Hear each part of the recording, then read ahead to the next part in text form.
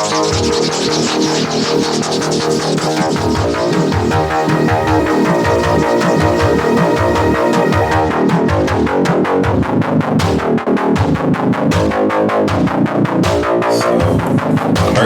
PHODCAST, episode 3. And it's been a long time coming. A lot of technical difficulties, but we are here. Yes. With a couple of topics we need to retouch on. And it seems like the league is changing every day. So we don't post every day. We behind the 8 ball. Like, something happened today with Willie Green. Detroit's own Willie Green, he got let go today. But we had a program, and let's kind of stick with that. And we got time to run into a little bit of the Willie. Oh, man. Wait, from the Pels? Yeah. Dang. Or you want to start with him and work our way back? That's cool, because we're going to talk about Detroit at some point. We're going to talk about Cade. So, all right. So we got to start with the biggest. Nico. You know, that was 9 months ago. 9 months ago, the sports world, you know, me and you, even you text me, I'm like, nah.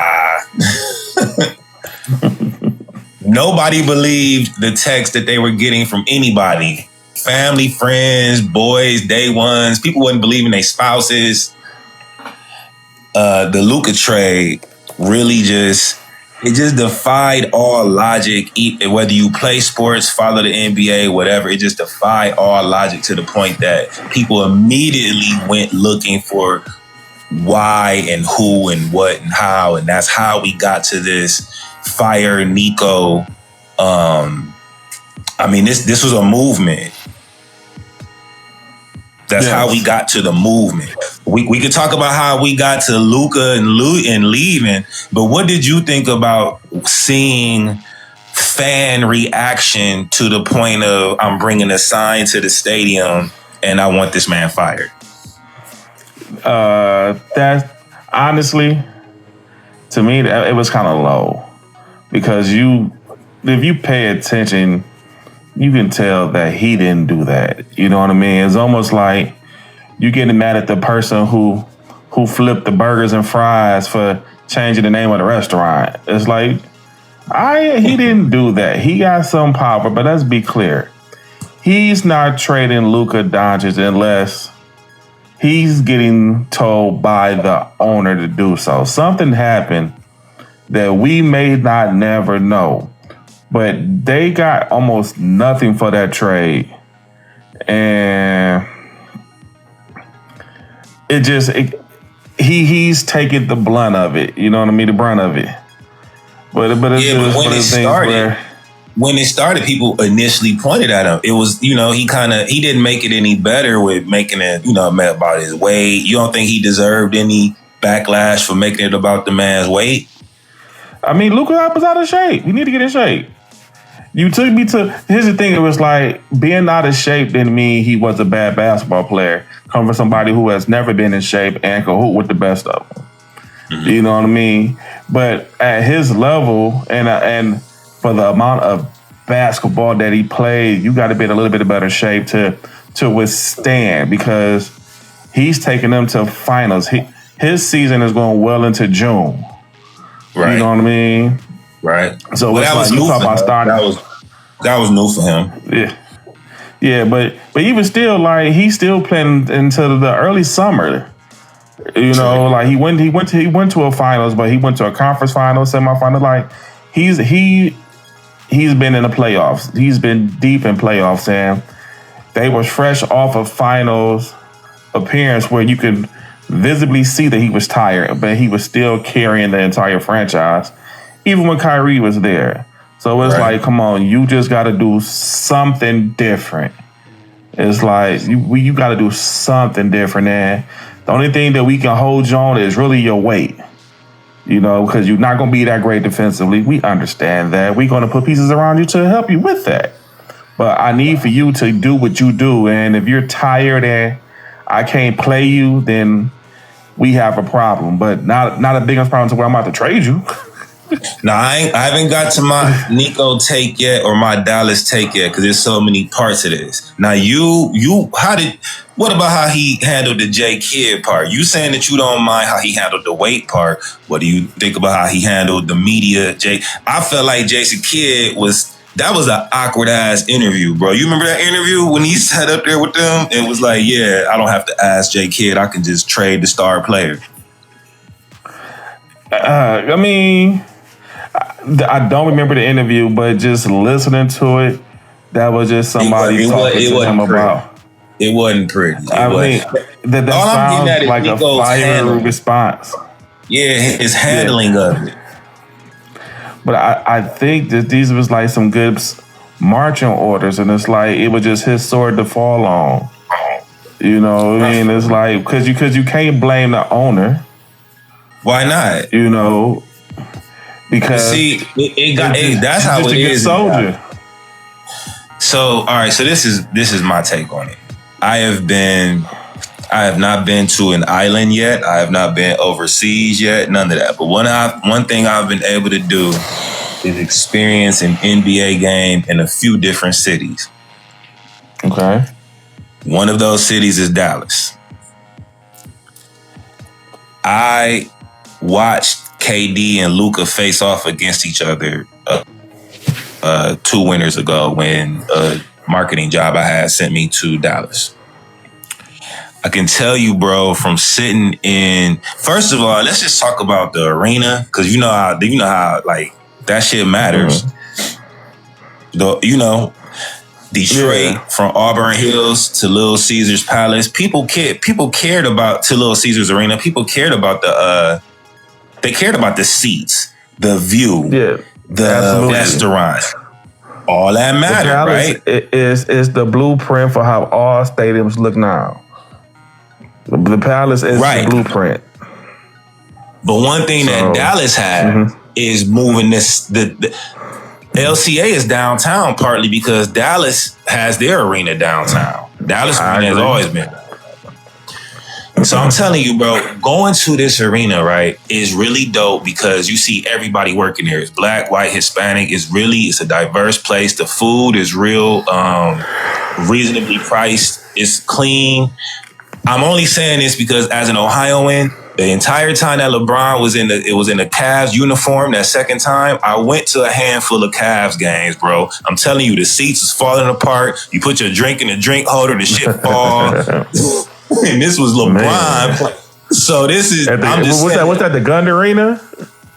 No, it's called Rocket Arena. It was Quicken Loans and then Rocket Mortgage Arena. Yeah, this is owned by. That's the same. But it's always been the same arena, like even from Detroiter again. Dan Gilbert owns that arena. But I'm saying they never built a new arena. Like this is going back to where y'all had like the old Cleveland Cavs with like Terrell Brandon and all them, right? Oh yeah, it ain't never moved. It ain't never moved. Okay, so it's always so that arena is pretty old. Okay. And it's attached to the mall, so it's an interesting thing to even get in that arena. It's crazy. But the arena experience in Dallas, bro, top tier. Top tier. I would put it up there with Little Caesars. So sitting at a Dallas game, these fans, first of all, the scoreboard, it got different stats than you find at a regular arena, bro. Like it's like the fans in Dallas, they do shit like cheer extra possessions. Like they super tied in. I was sitting there, man, and not just scoring. Like a typical crowd, that ain't the Dallas crowd. The Dallas crowd is almost full of like basketball. Like they into every part of it. The defense, and they don't expect Luka to play defense. Sitting there, the vibe I got, that man changed his shoes like halfway through the quarter. You would have thought he put up 50 points. Like it was a standing ovation. Like they loved this man. They loved this man. I rode around South Dallas. You don't see, I've been to a lot of cities. You don't see a lot of murals of white men in black neighborhoods. I've been in black neighborhoods in Dallas. there are murals of Luka Doncic and Dirk Nowitzki in black neighborhoods. Yeah. They are the franchise. So what I'm getting at with all of this is the blueprint is you draft somebody, you build around them, you say they can win you a championship, but that shit rarely happens. With Dallas and Dirk, from him going from a rookie, to a statue, them fans there were looking at Luka like, we already have seen this work. Right. They were no break. They were planning on a lifetime with Luka, bro. They were planning on a lifetime with Luka, and I can't overlook it because I sat there and saw how them kids looked at him, how moms looked at him. Like, I was sitting in that arena like, oh man, like they treat him like he's already won, basically. Mm-hmm. Like, that's how they look at him. And I was like, man, this dude is highly beloved. And I feel like the ownership is definitely going to get the blame when we get to that part of this conversation. But I do disagree with you. I think Nico does deserve the blame. It's just like if this was a record label and I trade away my star player or my star artist after he just almost won a Grammy. Like, we went from not Grammy nominated to Grammy nominated, and then I'm going to get rid of him? Do you blame Suge Knight? Do you blame Dr. Dre for getting rid of Tupac if Suge Knight told Dre to do it? That's my thing. It's like, just think about how the trade went down. It wasn't like, yo, go trade Luka. It was like, go trade Luka to LA in the middle of the night on some back channel stuff. For whoever, damn near. Look at that part was sketchy. It's like for whoever, basically. Because it's like when you look at Nico's body of work, he's made some great trades. He's made some great roster developments. So you need to tell me that I gotta disagree, bro. What about Jalen Brunson? No. What about Jalen Brunson? Okay, Jalen. I mean, he let Jalen leave, and it was a couple of dollars off. But I mean, still. But think about the roster he put together to get them to the finals. He got PJ Washington there. He got Daniel Gafford there. He drafted Derek Lively. He made a trade for Kyrie. He made a play for Clay. Like, he put a championship roster together. You feel me? So it's like everything is not perfect, but that was just bad. And you talking about if you're going to trade Luka, you're going to put it out there to say, you know what? It's time to make a play, and you're going to get the best deal ever. You didn't even get a deal. Man. So I felt like, so somebody was pulling the strings behind that, and he just had to put his name on it. I don't think I'm not giving him no credit on that. Somebody told him to do that. It's like, you remember that other movie with Tom Cruise and Jamie Foxx where Jamie Foxx was driving a cab, but it was all Tom Cruise? What movie is that? Collateral. Yeah. That's Nico. He's Collateral. He's Collateral. Are you in deep with that one? Most people don't even know that movie. Most people don't even know that. He's Collateral.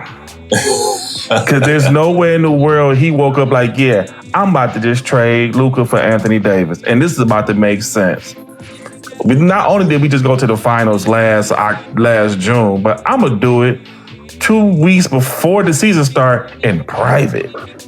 Like, nobody wakes up and do that. Come on, stop playing. Like, he was told. But hold on, his hand been on the wheel longer than that new owner. That new owner, he only been there 2 years. Ain't Nico been there a good 4 years? If you that's got, if you say he built it, I'm just saying he built that team. That's even more reason why. Do you think he built that team knowing Luka? Do you think he made the moves that you just ran down already thinking Luka was out the door? Because you got Clay thinking he's coming to play with Luka. That's what I'm saying. That new owner woke up and was like, you know what? Trade him. Loki, give him to the Lakers. Like, make this trade. I like Anthony Davis. Like, what? Yeah, I don't want Anthony Davis over here. I feel like if we get Anthony Davis or Kyrie, we'll be good. We will be now, all what right. owner would say that? Let's not. All right, so we've talked Nico, right? We don't. I never cheer a black man losing his job, right? But we. I'm 40% of your point, but mostly we just agree to disagree on Nico. But let's move to the owner. What do you think? What do you know about the new ownership, bro? I know a little bit. Nothing. I've been listening to reports and stuff like that, but I know nothing. So, I know nothing. Go ahead. So my website, so my blog, right? My blog, I was getting hit up by a few people because I'm on all these Miami Heat fan pages and all this type of stuff. So a lot of people were confused about there were so many conspiracies. Does Mark Cuban still own the team? Did Adam Silver? All this really, it was getting that far. So a month into it, I posted on MERC+FRIENDS.com. I was like, you know what? I'm going to just put my media research hat on, and I'm going to just look at what out of all the conspiracy theories, which one do I think has the least amount of bullshit? Like, which conspiracy theory has the most basic, common understanding? Like, oh no, this might be it. You have 3 casinos in downtown Detroit. Correct? Okay, yes, we do. Yes. I have been to downtown Dallas. There are no casinos in downtown Dallas. Okay. I can send you the YouTube that breaks this down, but this is the shorthand of this. When Mark Cuban sold most of the ownership of the team, he owns like 22% at this point. Like 27%. So yeah, somewhere around. Yeah, I think you're right. 27. Yep. The who that he sold it to, not only are they not basketball people, not only are they MAGA Trump people, but they have one line of business that has made them most of their money. And what's that? That is casinos. They have casinos upon casinos upon casinos upon casinos, and you know that the NBA is talking about having a team where? In Vegas. And if I am sticking to how MAGA people type to, operate, I can't move something that has a lot of value. I have to treat it the way I treat the hood or gentrification, and I have to devalue. So you gonna value it? Okay. So you thinking he's gonna devalue this team, then try to move it to Vegas? If Dallas still has a team in 5 years, I will be surprised. Okay. I will be surprised. I'm hopeful. I can see that. I'm hopeful because the building, I've been in that building. That building is an old building. They can't build a casino in there. These people want their casino. They want a casino. When I send you this YouTube, bro, this guy broke down how the new ownership, they didn't spend money on lobbyists at the Texas state level trying to get gambling legalized. Like these new owners don't care nothing about basketball. They like casinos. That's all they like. Like Mark Cuban was in love with the basketball team. Right. And you saying these guys, this is a pivot move to get more casinos. But they first got to devalue the team. They first got to devalue. And Luka was up for a supermax. Absolutely. He's gonna be one of the first one to get that supermax. Now they don't have to pay him a supermax, and now the fans are unhappy with the team. I bet the owner is smiling right now because the value is dropping, which will make it one day like, well, you know what? It's not worth anything. Let's move it. Okay. That's the furthest my conspiracy thing go, but that's what I can tell you about the ownership, bro. Not only are they not basketball people and they are kind of, Republican leaning, they are casino addicts. That is what they build. That is what they're the people that build like y'all got casinos downtown. You just drive into the building. It's a building in a parking lot. This family is called the Adelson family. Their casinos are resorts. You can stay at it. Okay. You swim at it. You can see a show at it. Okay. They give you the whole kid and caboodle.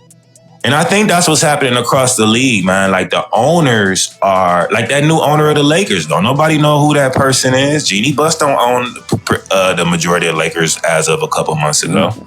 Right. So yeah, I agree with you that somebody bigger pulled the trigger, but it's not. We looking at the basketball logic of it, and when I done my digging, it's crazy. These people don't care two shits about basketball. They like casinos. Which is why I'm saying Nico didn't do it. So that's why you got to agree with that your own research has proven that Nico didn't do it. Because if your conspiracy theory is to say they're going to devalue the franchise, there's no way to devalue the franchise and have Luka there, because Luka is a top 5-10 player in the league, and he's only 25. So you got another 10 to 15 years of that. You know what I mean? And then you put him with one of the him merely being on your roster alone makes your value the value go up. Right. So it's like when you talk about you pairing him with like Derek Lively is a 2-3 year player. You talking about you got a core of people on there who's gonna be there for at least another 3 or 4 years if that was your timeline. I think you said 5 years. So only way to speed that up is to get rid of Luka. And then you trade for somebody who has a history of not staying healthy. Also, you do it at a time where your other star player is out with the ACL injury that's going to be out for the foreseeable future. You know, so that could be in play. Hence, and again, like I say, you didn't even open it up. It's like there are 1,000 other better trades that you could have got then for Anthony Davis. So, because of how it was done, that might be the argument that they trying to devalue the team to possibly move into another location. But then I also don't think, well, maybe do you think that would be a hard sell with the other governors, because the Dallas Mavericks is a staple in that community. And like you said, when you speak to like the arena that you went to and that culture that you saw and the revenue that they put that franchise brings to that area. It's like the state, the city ain't about to let that fly. I hope not, because you can feel it there in the city. Like that Dirk statue, like people go down there and see that even when it ain't a game. Yeah. Like it's they love that team. But yeah, the owner is, you know, that I see what you're saying. No, to the fans, they have to target somebody. And the owner, what do you think about this recent thing? What do you think about how the firing happened? Because Shams breaks the news he's about to be fired.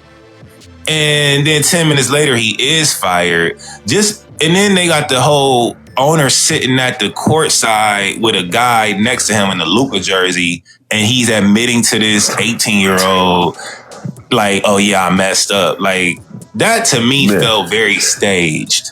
You know that was staged. Stop playing. Man, straight marketing 101. How can we make the owner look good? You know that was staged. So, no, just on that. I'm sorry. Just on that. That was staged. The owner knew he was wrong. The fans, Nico was a scapegoat. Just to wrap all this up, Nico was a scapegoat. And you still got Michael Finley in them there, but yeah, the Mavs, that whole Nico wasn't the answer to your question. It wasn't Nico's fault.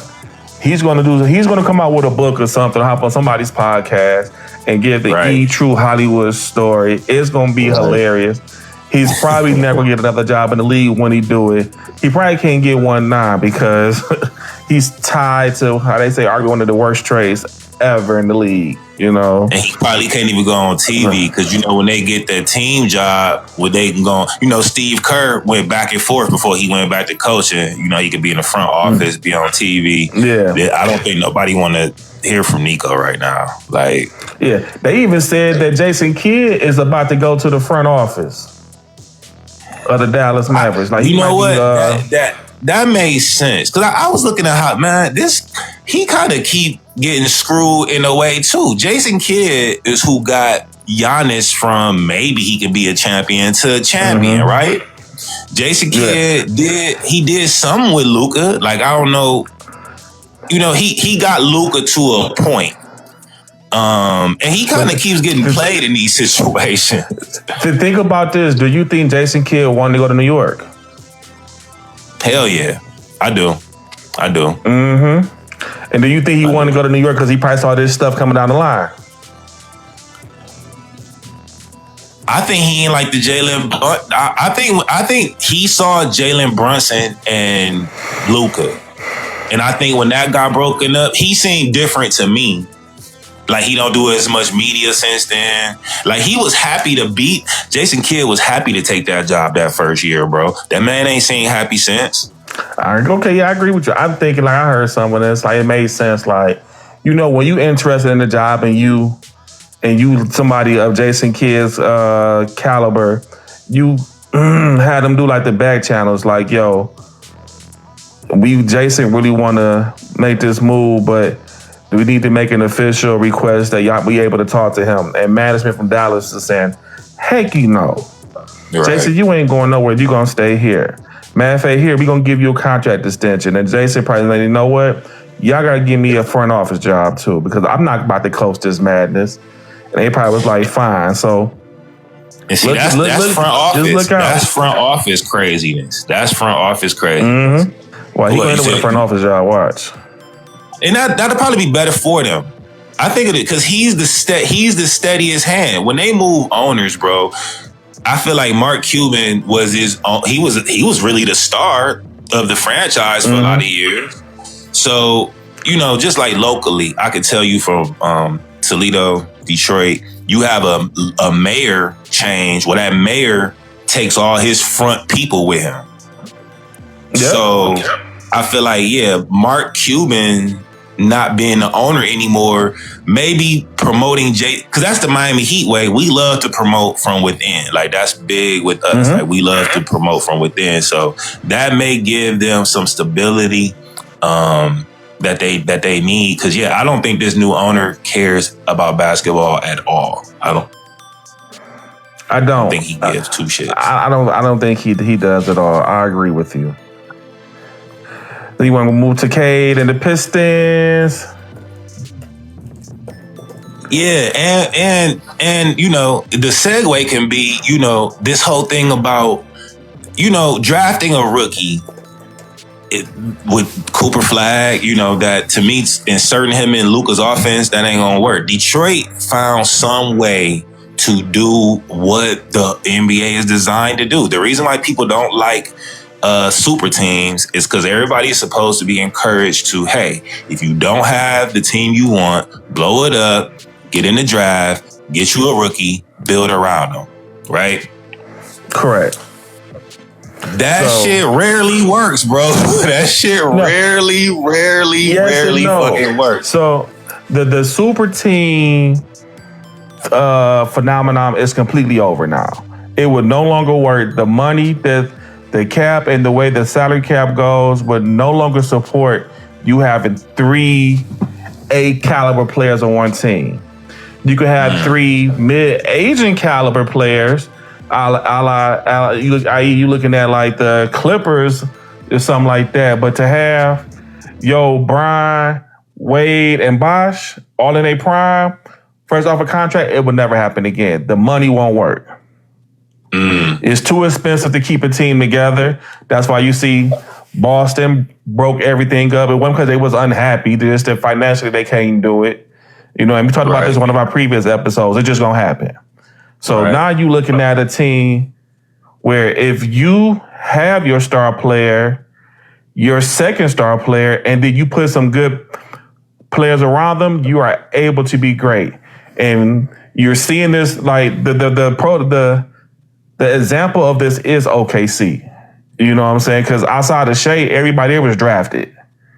You know what I mean? And they're drafted, or they drafted young, and then they bought into the Cajun vets. Where you talk about the Hardleston, I can't think of the other guy name. They came from LA.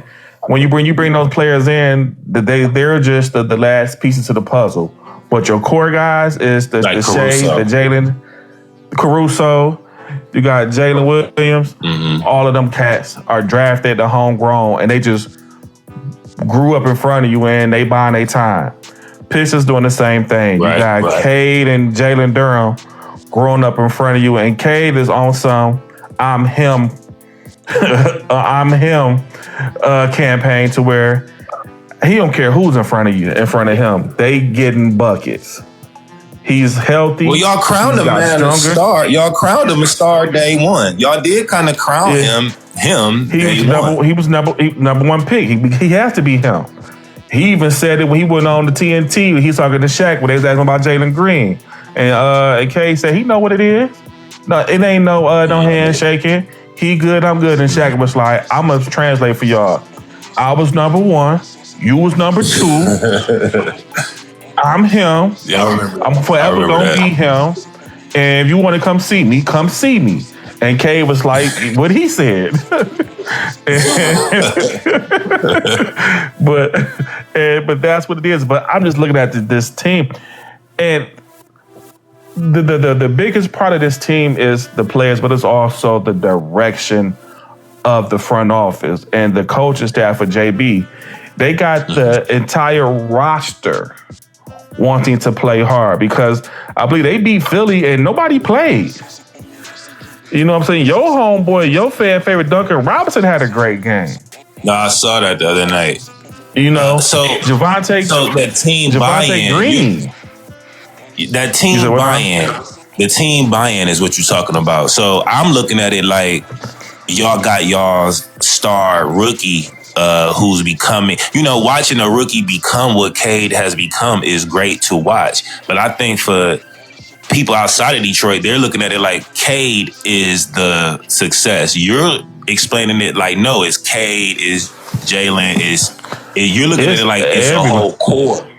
Because think like I said, because you can't take away that they went into Philly and beat Philly, and Cade didn't play, Tobias didn't play, Jaden Ivey ain't played all season. I don't think Asur played. Ron Holland, none of them cats played the other night. And the Pistons, when they was like, we not giving up. We playing to the last minute. And yeah, it might be 6 or 7 minute points down, but we still going. And that's the direct attitude of the coaching staff. So what you think about this record? The record is a little bit better than most people are expecting. Like, that's just the Philly game. If you had to give your thoughts on how... Now, I don't know who they've played. Because I know my Miami Heat, we played... Like, we just had to play New York in New York last night. like, I don't know who y'all have played. But... So, right now, the Pistons are 11-2. Mm-hmm. I'm excited of it because I want to see who they got so far. Let's see where they at. Games played. Am I looking at the wrong thing? Because we might be. There we go. Well, I know they started off with Chicago. Then they lost to Chicago. Where we at? Preseason. Chicago is another surprising team this year, like straight up. But no, they balancing out. So where we at? Oh, okay. So they lost to the Bulls. 115-111. That was the opening night. Turned around and they went up to Houston. They beat Houston 115-111. All right. Came back home. That's home opener. Battle of the Twins. They the home opener. They end up beating Boston 119-113. Came. So now they like 2-1. Then they go to Cleveland. Cleveland beat them. So they got 2 losses. Then they didn't run 9 in a row. Orlando 135-116. Dallas 122-110. Memphis 114-105. This team is averaging 115 points. Jazz 114-103. The Nets 125-107. Philly, this was last night, 110-108. No, that's not what last night. I'm sorry. You got the Wizards 137-135. That was a close game. That was in overtime.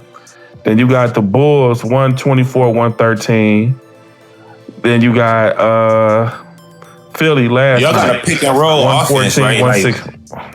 Like it's K. We got a spread pick and roll. Yeah. Okay.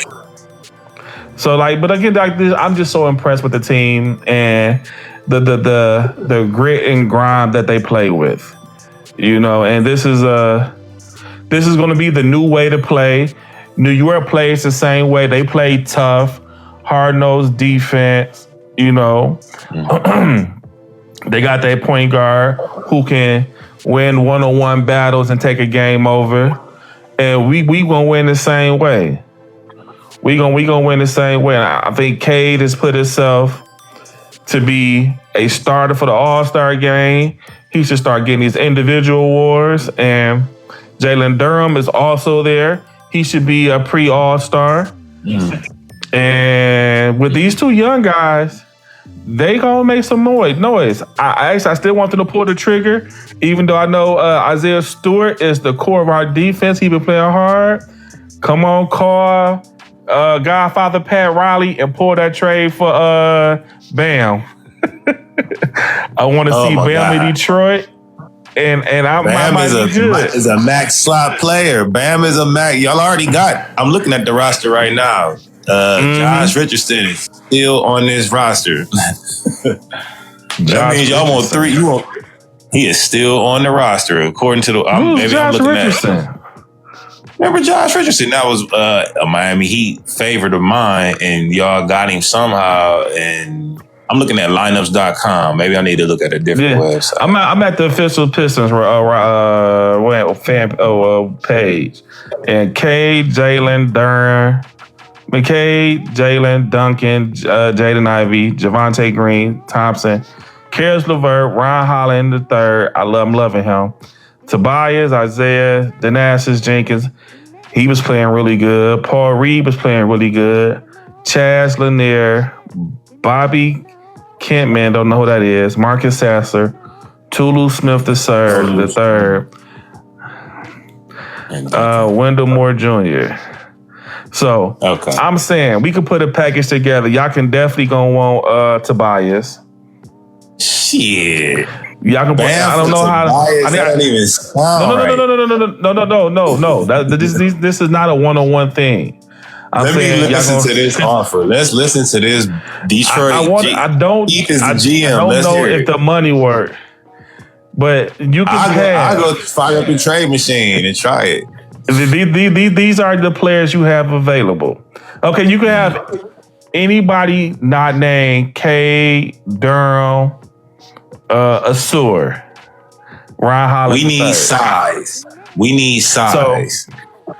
Those are your options. And you can have anybody on our team. We can put a package together. Anybody on our team not named K, Jalen, Asur, or Ron Holland. Nah, why you throw that last one in there? I like that last one a lot. I like him. You're not getting Ron Hollins either because I like him and Asur gonna be my 2 pit bulls. Yeah, I don't know why I like him. He seemed like a skinny Charles skinny new Charles Barkley. That's the only way I could think of describe him. Like he do a little bit of everything. He will fight your ass, and he real skinny. Man, we ain't giving up Bam. Bam is the captain of our team. That don't even make sense for us to give up Bam. And look, y'all, that not even playing Bam. Ain't he hurt or something like that? It's just a toe. You know who y'all need? You know who you need back that I also want to put with Bam, because our front court is pretty thin, and I actually want this gentleman in a Heat uniform, but he used to be in a Pistons uniform. Think of who I mean. Used to be in a Pistons uniform. I want him in the Heat uniform, and he would be good on either of our squads right now if he were to come back to y'all or come to us. Used to be in the Pistons uniform. And I just said we need size. Too? And I just said we need size. Yeah, he's in the Western Drummond? He's in the Western Conference right now. He's in the Western Conference right now. On a terrible team. Western Conference, a former Pistons player on the Western Conference. A terrible team. That's a big. He's not a 5. He's not a 5, but he's a big. He can play the 4. I'm drawing the blank. Tell him, go ahead and put me out my misery. Mr. Sadiq Bey. I would love for him to be in a Miami Heat uniform. I like Sadiq Bey. And he would help y'all. Everything you want Bam to do, he can do. No, we do not want Sadiq Bey. Absolutely not. He does not fit our team. Absolutely not. What does he give y'all that? You're not about to compare him to Bam. Stop playing. Stop playing. I would love to put him with Bam in Miami, but hey, y'all can have him, and he would give y'all can put him next to Isaiah instead of. No, I like Sadiq Bey. Honestly, I would love bro in Miami. I think he's great, but yeah, my thoughts on the Pistons, man, is y'all have definitely the league is looking at y'all like y'all have overachieved, but I feel like talking to you, knowing other people around the city, it's like, this has been slowly bubbling, and y'all aren't shocked. The fan base is not as shocked as the rest of the country is. That is going so good. I know we had that 28 game losing streak, and we're going to be forever tied with that. You know what I mean? But I watched a couple of them games, and they was playing tough, and they was just losing at the last minute. They would just it was like some bad losses. They wasn't that bad, even though the record. I feel like that when you watch a coaching change happen, a coach lost his job at the end of that, didn't they? Didn't some coach? Yeah, that's when JB came in, and that's what JB. But the Pistons, they were not that bad, And I honestly, like I say, they would have beat New York if we had Jaden Ivey was healthy. They would have beat New York last year. Like New York, I want all of that New York smoke. I can't wait for them to play New York. Well, okay, when is that game coming up? I want to go to the New York game. It feel like New York just is a little bit ahead of schedule from y'all, though, man. Like they did it the opposite way. They didn't home grow it. They traded their way into relevance. No, they did. No, but I want that smoke. And we don't see the Knicks to January 5th. And it's here in Detroit. Let me look at January 5th. I think I want to be in the building for that. And sometimes going to get the tickets right there at the arena sometimes be like cheaper than online. I found. Yeah, that might be a good game to go to. That's a Monday game right after the New Year. I want to see New York. That's how high I am on the Pistons. That'll be good. But that series, and we not scared of New York. That series was y'all. That series was y'all's first. That's what I mean. Y'all are on a bigger stage than y'all have been on in previous years, and they call the man Motorcade.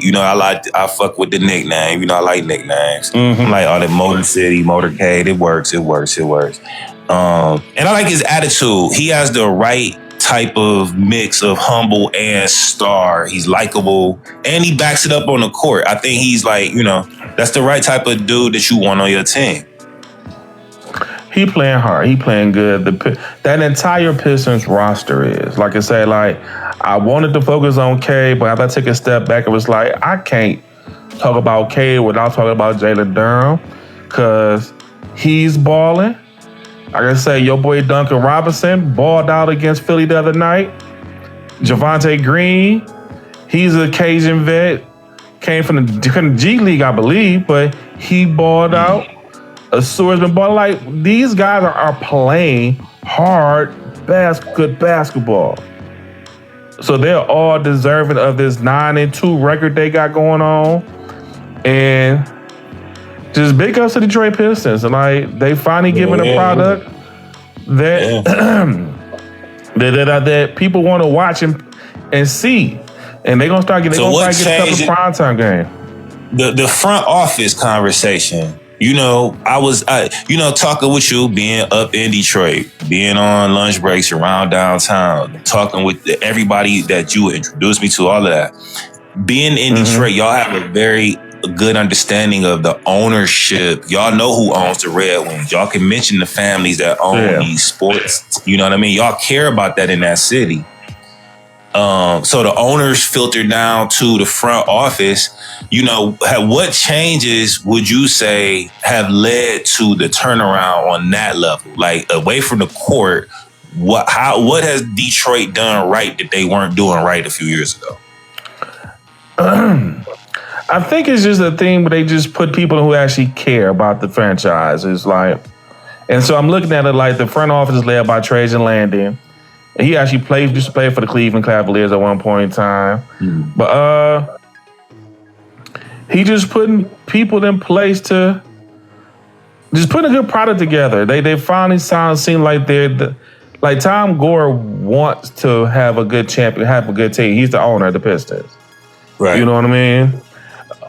But it's like when you put in a good product together, you can see, because they could have easily traded Cade away and just threw the season away. But when you sticking with it and you're developing and you're putting them solid pieces around you, that's how you know when the organization actually cares. Right. And in Detroit, the experience, the fan experience, I mean, it's a reason why, we in, my city drive up there. It's a great time at the arena. Like, it's you see everybody, it's music, it's more fun. It's more random fun at a Detroit Pistons game than I would say most other arenas I've been at. No, they're putting together a good product, a good experience for the fan.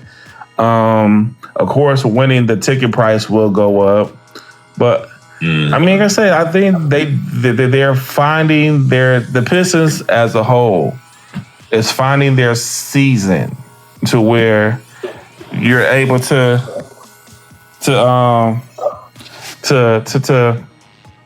come and enjoy the game, get a good product, and have a great night out, so you don't feel like you just got raped over your money.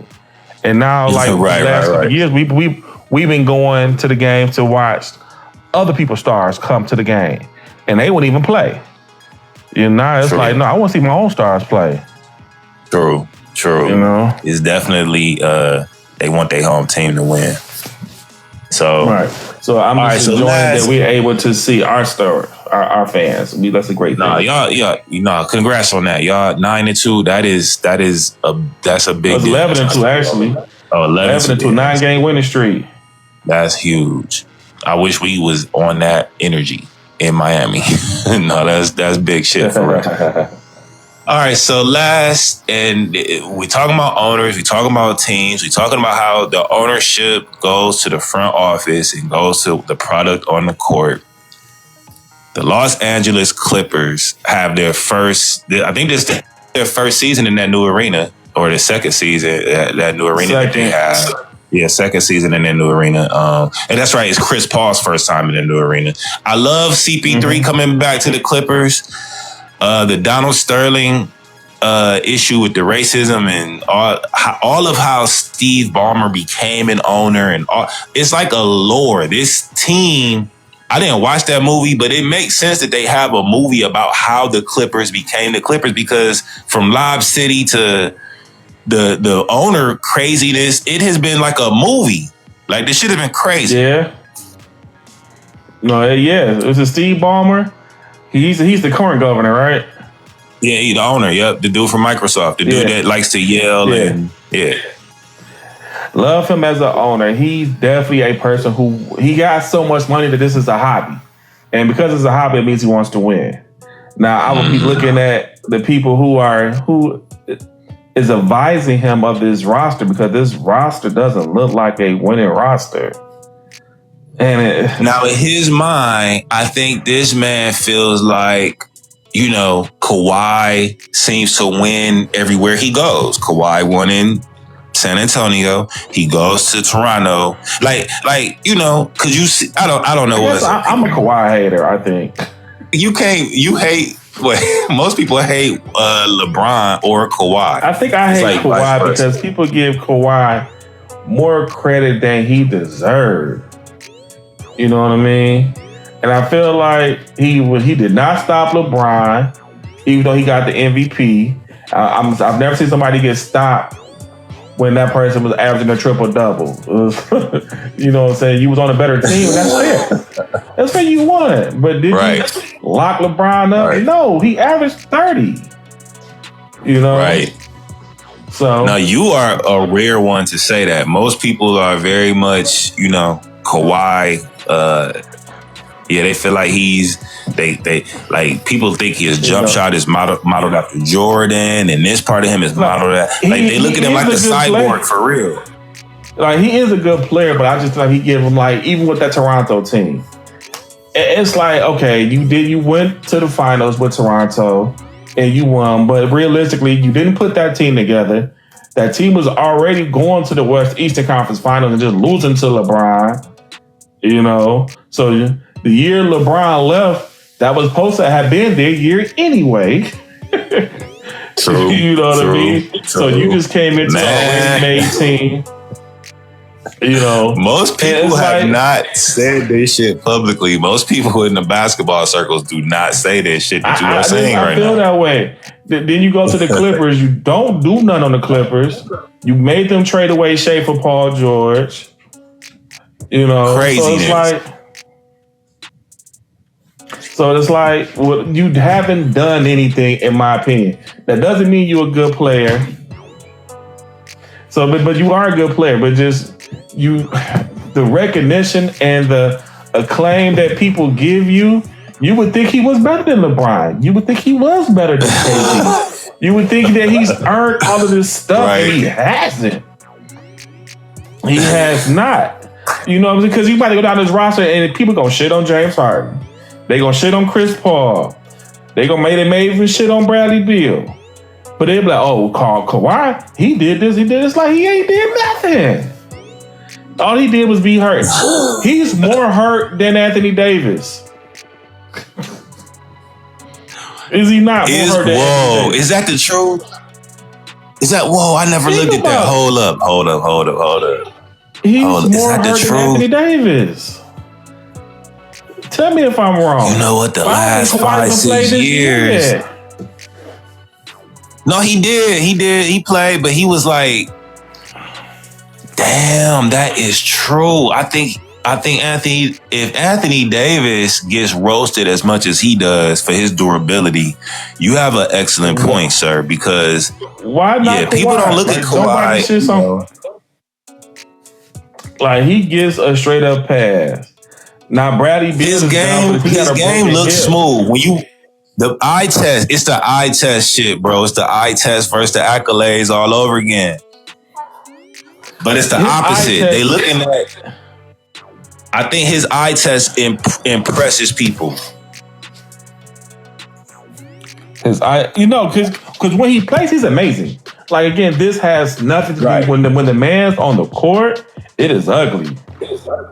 Right. But again, he's never on the court. And he get credit for stuff that he didn't have nothing to really... I'm not going to say he didn't have nothing to do with it, but it wasn't like Isaiah said, you have bus drivers, then you have passengers. On that San Antonio team, was he the bus driver or the passenger? He was a passenger because you still had Tim Duncan, you still had you still had Tony Parker. Exactly. That was the point I was trying to tell people. I would tell, as a Heat fan, I would always have to defend that Heat Spurs series and tell people, I'm like, yo, the truth is we was going up against a big four. The truth is he was their fourth option on that team. Yeah. And, just happened to be, young and cooking and all that type of shit. But that was a big four, low key. He was big and athletic enough to stay in front of LeBron. To the point where we didn't run a play. Nobody knew him. For you. It's almost like he was on tuck. He was on tuck, so nobody. I don't even think he was part of the scouting report like that because he, like you say, the big three was already set. The scouting report was about Tim, Duncan, Ginobili, and Tony Parker. I think he kind of caught us by surprise, but that is me speaking as a Miami Heat fan that had to watch that. Me watching it just like. It's one of the things where he was like the perfect storm. Like, oh, you can stay in front of him? Perfect. I give you like another analogy. It's the same way how we threw Tayshaun on Tracy McGrady when he was cooking the Pistons when he was in Toronto. Tayshaun, all you got to do is stay in front of Tracy. That's all. Anything else you give us a bonus. Oh, you can shoot too? Bet. If you think you open, shoot it. So it started as just pure matchup. Just Tayshaun, you long, you 6'9", 7'2" wingspan, stay in front of Tracy. Kawhi, you long, you athletic, you strong, you got big hands. Hold LeBron down. He gonna get his 30, just make him work for it. We'll figure out the rest. You athletic enough that you gonna make. One day we gotta do an episode. We gotta do an episode one day just on LeBron stoppers. Because that is when, to me, that's a whole thing that was Kawhi's bread and butter, right? And there's a lot of people who that was supposed to be their claim to fame was that they were a LeBron stopper. Then I want us to run the numbers of what they actually got put on. Right, how many points LeBron have? You thought about LeBron stopper, but he averaging a triple double. It's like, just say you won the game. Which is more. So Ty Lue is the coach of the Clippers. I feel like he's done a good job with this roster, but yeah, man, they are underachieving. And your point about the money, right? It's like Steve Ballmer he's fine with paying, but at some point, all these other owners he's gonna be one thing. I think billionaires probably care about. They care about not looking bad to their billionaire friends. So you saying Ty Lue's doing a good job? You know this team only is what 4-11. I mean, a good job in his time with the Clippers overall, not this season. Yeah. I mean, overall, I feel like You don't think he took over from Doc? I'm one of them things. It's like, blow this thing up. It's not working. The coach too? It's not working. Blow it up. It's not working. But you saying even get rid of Ty? Blow it all the way up. Just like everything you got in place. Dog, blow it up, Steve. It's like, I know you want to put the great product on the floor, and maybe I guess you can leave Ty. I don't know, but this is not working. It hasn't worked. Y'all best chance to win was the bubble. Damn. And nobody from this team is on that bubble team except for Kawhi. I love me some Derrick Jones. Everybody from that bubble. I don't know why. All he can do is dunk. No, not now. You love Derrick. When he was with Miami. I would say, yes. We stick with our people, but I would say Ty has used them in ways Eric Spoelstra didn't even think to use him. I feel like Ty gets the best out of some people, but the problem with this roster is it is top heavy. It is top heavy in Bradley Beal, James Harden, Kawhi Leonard. Not only are they overpaid, not in their primes, they all need the ball. Like, this is not a balanced roster in the sense of like the way that the game is played these days. John Collins is probably their best pickup. Yeah, I was looking at that like that's your best player. I would love. And then they gave us Norman Powell. Like, we got Norman Powell. Like, that's like, you know what I mean? Like, letting Norman Powell slide to. Hello? To us, it's like they thought that they were going to be neck and neck with LeBron with all of this star power. I think that's what the Clips. I think maybe that's what their thought process is. All right, LeBron is in LA, whether it's Anthony Davis or it's Luka. Let's just get a bunch of stars and we can hang with. That's what it looked like from the outside. That's exactly what this is, because I'm not letting your boy who went to Miami, what's his name? Derek. His name. I can't think of his name right now. Derek. No. Derek Jones Jr. Who? The ones that playing in Miami right now. Who the Clippers just traded? You just said his name. Norman Powell.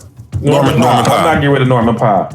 He was on the verge of being an all-star. He should have been an all-star last year, honestly. He got robbed. Let's be clear. He got robbed. You know what I mean? And you made a play. You could make an argument that he's a better player than Bradley Beal. You could make that argument that he's a better player than Bradley Beal. So why did you break your neck to get Bradley Beal out of Phoenix? You know what I'm saying? It's like you had some good players, and I want to agree with you that it seems like you're just trying to get the star power. You know, it's like instead of putting a good product together, like people want to see winners. You could turn somebody into a star if they win it. You know? Right. And I wouldn't have put this squad together. Like, I love CP, but it don't really make that sense. It's like your best viable players, honestly, is James Harden, who went off last night, Zubac, and John Collins. And I don't even know what John Collins is really even doing. Right. He got a good name, but yeah, as far as production, them three you just named, they got anybody would want them three that you just named. Anybody would still want. You got Brook Lopez over here. Brook was on this last leg. Bojan Bogdanovic. That's that. I mean, you gotta look at their money, and maybe there's something financially going on, but I wouldn't have broke my neck to get Bradley Beal over there. Chris Paul probably gave me a good deal or whatever. You know what I mean? But and I guess I would have brought Chris Paul over, knowing that I probably not gonna get 100% out of Kawhi. Right. I would have kept Norman Powell there.